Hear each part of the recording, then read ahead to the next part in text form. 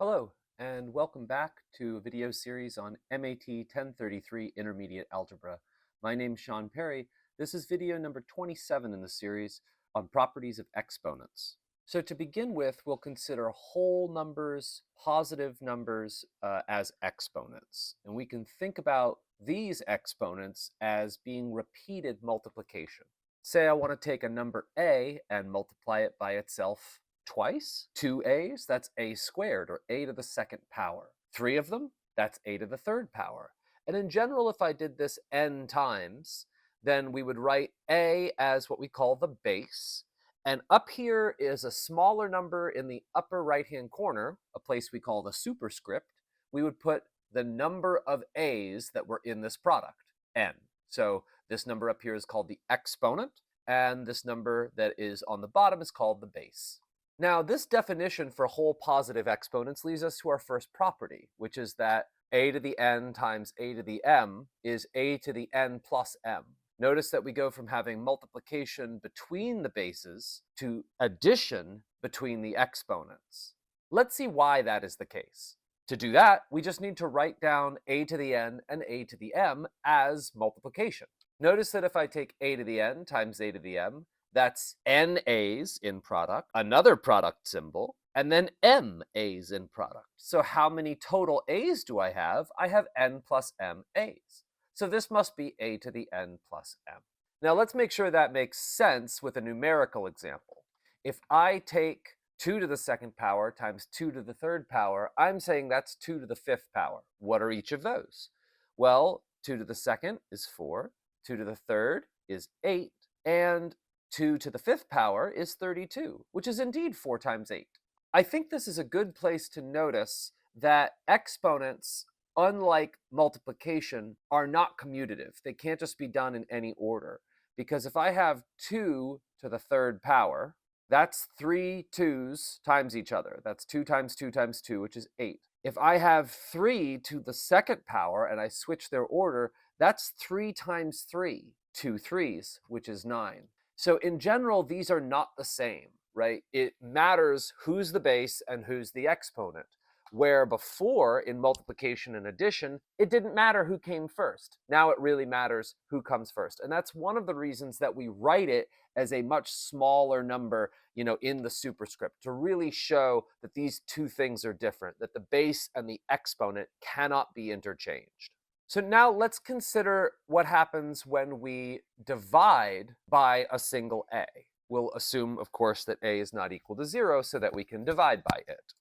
If I have a to the first and I divide it by a to the first, that's just 1. Something divided by itself is always 1, as long as it's not 0. And if I have a to the 2 divided by a to the 1, we notice that we could cancel one of these to 1, right? Something divided by itself is 1, and 1 times that a is just a single a to the 1 here. And then what about a to the 3? A to the 3 divided by a to the 1 cancels, again, one of the a's, and we get a to the 2. This one, 3, 1, and 2, I think we can start to imagine what's going on with these whole positive exponents, right? I'm getting rid of one of them, away from 3 of them, and that leaves me 2.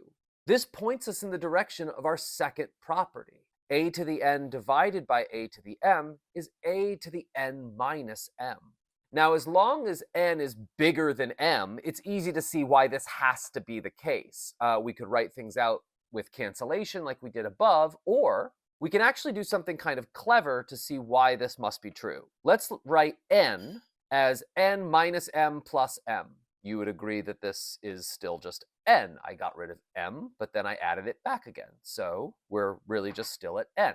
And then we could consider what happens to this expression a to the n divided by a to the m. Well, let's rewrite a to the n as above as a to the n minus m plus m.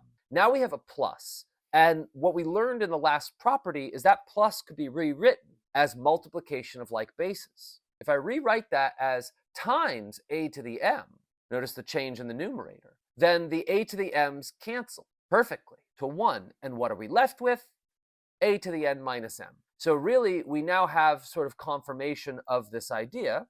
The main idea of the exponent properties and how we generalize them is that we want what is true for these positive exponents to also be true in the other cases, where they are equal to each other, or perhaps when they are negative exponents. So we want to extend these patterns to other more general situations. So what do? Well, we're going to define the meaning of negative exponents so that these properties all still hold. What is a negative exponent? Well, it's going to make sure that subtraction is respected. And to do that, we need to have a relationship between negative exponents and division. This is going to preserve the subtraction that we saw in the previous property. Let's check to see that this actually makes sense, this thing that we wrote right here. To check to see if this makes sense, we want subtraction to appear in the exponent when we divide like bases. We know that subtraction, n minus m, is the same thing as adding a negative, n plus negative m. Notice I've changed here from subtraction to addition of a negative. Multiplication of like bases means addition, which lets us relate it to this symbol here. And so division has to be the same thing as multiplication by a reciprocal. And if we put all of these things together, all of these facts that we already know, what we get is that a to the n minus m must be a to the n plus negative m, which must be a to the n times a to the negative m, which is a to the m times 1 over a to the m. In other words, it had to be this way. If we wanted addition, subtraction, negatives, multiplication, division, reciprocals, and all that, now with exponents, to work, negative exponents had to mean reciprocals. It had to mean division. It's not that we made up the property for no reason. It's that the property had to look this way if we wanted all of the other symbols to still have their same meaning. And that's an important feature of mathematics. When we do make up new properties, they very frequently aren't so new at all. They very frequently, in this case especially, have to rely on making the previous properties consistent. So let's practice this a little bit. What is 2 to the negative 3? Well, it's just 1 over 2 to the positive 3. And 1 over 2 to the positive 3 is 8. So 2 to the minus third is just a fancy way of saying an eighth. What about things with x's in them? Well, if I'm dividing x to the third by x to the fifth, really what I'm doing is subtracting these exponents. That difference is a negative, and what is the meaning of that negative 2 power? It means 1 over x to the positive power. Notice that we could also see this same problem, x to the third over x to the fifth, by cancellation. If I have 3x's on top, 5x's on the bottom, and I cancel them pairwise, each one dividing to 1, then all that's left on top is a 1, but there's still 2 x's left on the bottom. Note that we actually have a really solid reason now for saying that some non-zero thing to the 0th power is just 1. To see this, if I have 1, which is just something divided by itself, as long as that something's not 0, we have that something to the 1 over something to the 1. We've seen now that this is the difference of those powers, x to the 1 minus 1, and 1 minus 1 is just 0. This chain of equalities lets us know that x to the 0 is actually just 1. Huzzah. Note also, we now have another way of writing something which is very undefined. The reciprocal of 0 is undefined. Division by 0 is not allowed. And so too then is 0 to the minus 1 power, or 0 to the minus anything power, for that matter. In case you forgot, recall that you cannot divide by 0. The reciprocal of 0 is undefined, because as a reciprocal, it must be that 0 times this is 1. But because of the zero product property, 1 over 0 times 0 is also 0. 0 and 1 cannot be equal to each other, and so that's a contradiction. This is bad. Well, it's not bad, but it's no good if you want to do mathematics, because this contradiction will propagate, and if 1 is 0, then everything is 0. And if we want to do mathematics on anything other than 0, then we kind of need this to not be the case. Now, one final really basic property of exponents remains, and that is that a power to a power is the product of powers. Let's substantiate that with an example first. If I have 2 to the third to the second power, that's 3 2's to the second power. 3 2's in product to the second power. To the second power means times itself, so we write 3 2's twice. 3 2's twice, that's 6 2's. And so we have 2 to the 3 times 2, which is 2 to the 6th. So this lets us connect these two things, that a power to a power is the product of powers. And we could even show that this must be the case with some nice ... notation here, meaning and so on. say I have a to the n to the m. This is a times itself n times to the m. So we want m of these blocks that are n long. I could write that this way, just carrying my multiplication down to the next row. And this kind of convenient way of writing it lets you see why this is a product. I have a rectangle of a's, all multiplied by each other, and it's m tall and n wide. So how many a's are there? N times m. Note this also plays nicely with negative powers as well, because a negative of a negative is a positive, and 1 over a is just 1 times a over 1, flip it and multiply, and that's just a. We also have this property that a to the minus 1 to the minus 1 is a to the minus 1 times minus 1, which is just itself again. So this is all working out very nicely. Now, to just put a fine bow on that, this means that the negative 1 power of a reciprocal brings it back to itself again. The reciprocal of a reciprocal is the original thing, right? And if you like, you could see that writing both of them out in the ways that we have just learned. So let's record all these newfound facts in some critical notes. Copy down this chart for your critical notes to show me later. We have the meaning for a whole positive n. This is what it means if n is a whole positive number. It means a times itself n times. We have that anything to the first power is itself, anything to the 0th power is 1, and anything to the negative 1 power is its reciprocal. Product of bases is the sum of the exponents. Quotient of like bases is the difference of the exponents, and a power to a power is the product of powers. I actually forgot one of the basic properties here, so let's include it. It's based on the distributive property. Now, a very important counterexample, meaning something that you could see is false. It's this idea that you could distribute powers. You can't. You can't do it. You just can't. You simply cannot do this. This cannot be equality here. Why? Well, let's just consider plugging in any two numbers. Or in particular, let's consider 2 plus 3 squared. 2 plus 3 squared. Well, 2 plus 3 is 5, squared is 25. But if I distributed the square, that would be 2 squared plus 3 squared. Well, that's 4 plus 9, which is 13.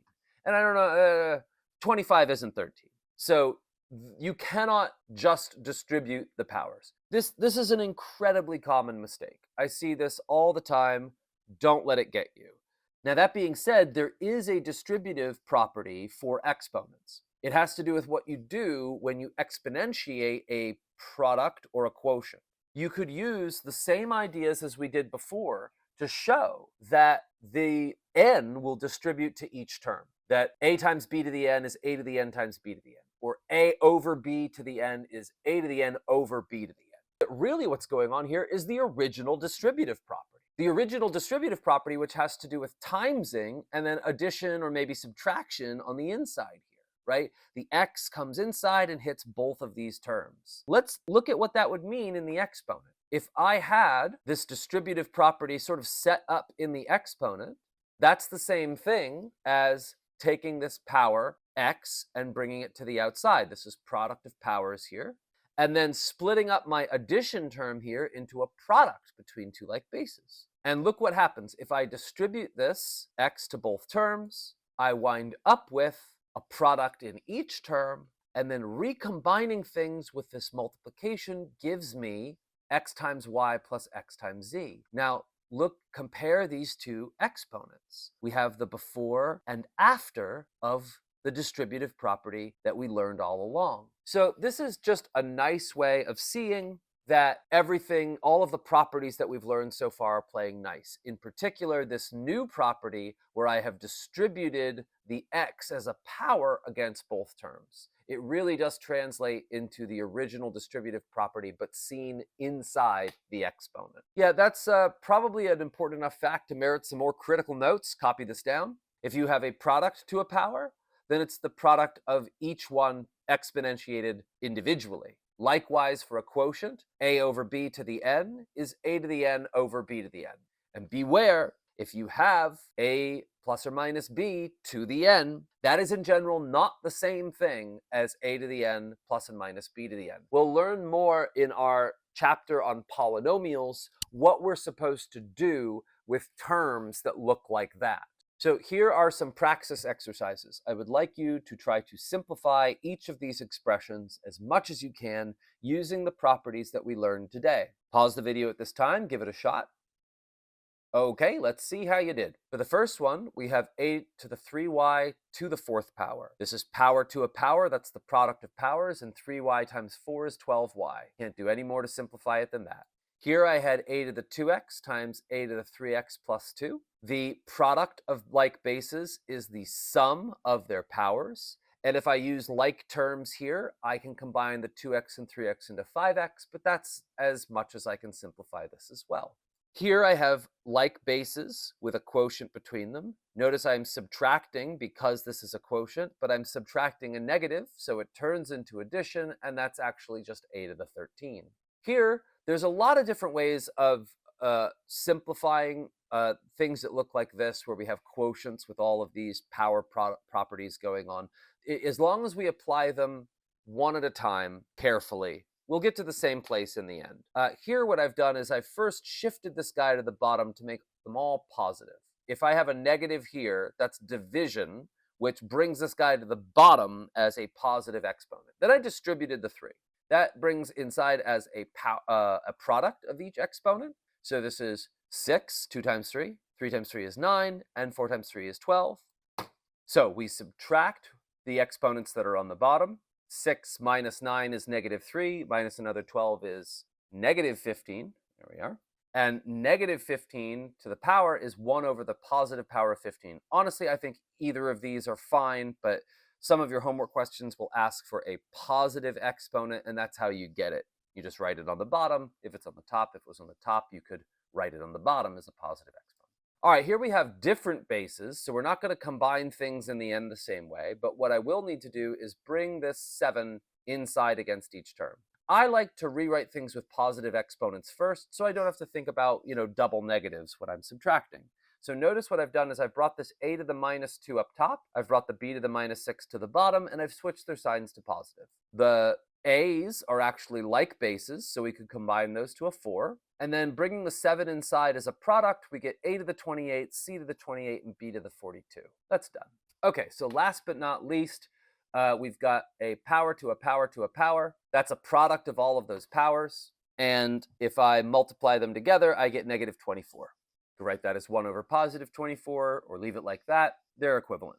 Now, I just want to give a final word of caution after the praxis today. That is that I needed all these parentheses here. Parentheses are really important. We can't just write things like 2 to the 3 to the 2. You see this sometimes, and it really is bad, because it's not really well defined what you mean. Do you mean 2 to the 3rd and then squared, which would be the same thing as 2 to the 6th, which is 2 to the 3 times 2, right? 64. Or did you mean do that exponent part first, 2 to the 3 to the 2, which is 9, and 2 to the 9 is different, that's 512. So which one did you mean, right? Which of these do I do first?